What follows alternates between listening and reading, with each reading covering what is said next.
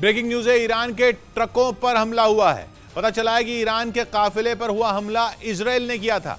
Israel की फौज अब तक इस मामले में खामोश है, लेकिन दावा किया जा रहा है कि यह हमला इजराइल की फौज के एक ड्रोन के जरिए किया गया।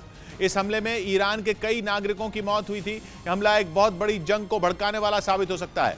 पहले से अमेरिका और ईरान के बीच तलवारें खिंची हुई हैं। ऐसे में इजराइल का यह हमला एक बहुत बड़ी जंग की वजह बन सकता है। इस हमले पर ईरान अब तक खामोश है, लेकिन माना जा रहा है कि ईरान कुछ बड़ा करने वाला है, क्योंकि उसके काफिले पर हुए हमले में 14 लोगों की मौत की खबर है। एक दिन पहले तक इस हमले पर बड़ा सस्पेंस बना हुआ था, लेकिन अब पता चला है कि हमले में एक ड्रोन का इस्तेमाल हुआ था। मिसाइल इसलिए दागी गई क्योंकि इजराइल को एक बड़ी साजिश का शक था। दावा है कि इस काफिले में मिसाइलें ले जाने की जानकारी इजराइल को मिली थी। इजराइल को पता चला था कि कच्चे तेल के बहाने ईरान हथियारों की तस्करी कर रहा है।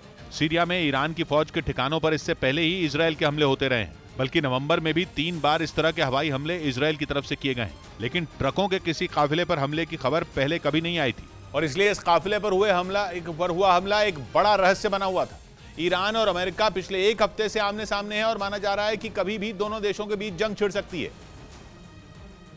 इसीलिए इजराइल का यह हमला बड़ी जंग की वजह बन सकता है, खासतौर पर इसलिए क्योंकि एक दिन पहले ही इजराइल की सरकार की तरफ से भी एक बड़ा बयान आया था। इजराइल ने कहा था कि वो ईरान का सबसे बड़ा राज जान चुका है। उसे उन ठिकानों की जानकारी मिली है जहां ईरान परमाणु बम बना रहा है। साथ में यह भी दावा किया गया था कि इजराइल पूरी तरह अपनी सुरक्षा करने में सक्षम है और वो ईरान को मुंहतोड़ जवाब देगा।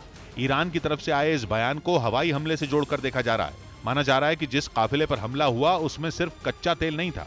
जिस काफिले पर हमला हुआ वो इराक से सीरिया में दाखिल हुआ था।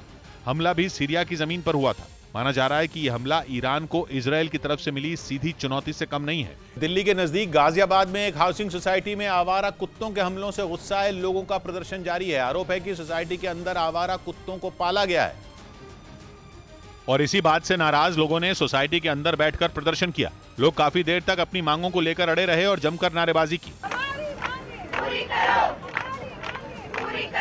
आवारा कुत्तों के आतंक से परेशान लोगों ने सड़क पर उतरकर भी अपना विरोध जताया। बच्चों के साथ डर लगता है, बच्चे सेफ नहीं है। सड़क पर उतरकर प्रदर्शन कर रहे लोगों ने जैम भी लगा दिया। हालांकि घटना की जानकारी मिलने के बाद मौके पर पुलिस पहुंच गई, जिसके बाद प्रदर्शनकारियों को समझाकर शांत करवाया गया। हाउसिंग सोसाइटी में 2 दिन पहले आवारा कुत्ते ने 3 साल के बच्चे पर हमला कर दिया था, जिससे नाराज लोग ऐसे कुत्तों को पालने वालों के खिलाफ प्रदर्शन कर रहे हैं। इस बीच रूस ने यूक्रेन के ठिकानों को तबाह करने के लिए सोवियत दौर के मिसाइल डिफेंस सिस्टम को मैदान में उतार दिया। रूस की तरफ से जारी किए गए एक वीडियो में तोश-1 नाम का यह मिसाइल सिस्टम जबरदस्त कहर बरपाता नजर आया, जिसके शोर को सुनते ही लोगों के कानों के पर्दे फट गए। जानकारी के मुताबिक तोश-1 सोवियत दौर का एक मल्टीपल रॉकेट लॉन्चर सिस्टम है, जिसे रूस ने अपने शक्तिशाली T-72 टैंकों पर लगाकर मैदान में उतारने का फैसला किया। रूस का दावा है कि उसने इसके पहले ही वार से यूक्रेन के कई ठिकाने तबाह कर दिए, जिसके सबूत के तौर पर उसने कुछ सैटेलाइट तस्वीरें भी जारी की, जिनमें यूक्रेन के कुछ मिलिट्री अड्डे पूरी तरह तबाह नजर आए।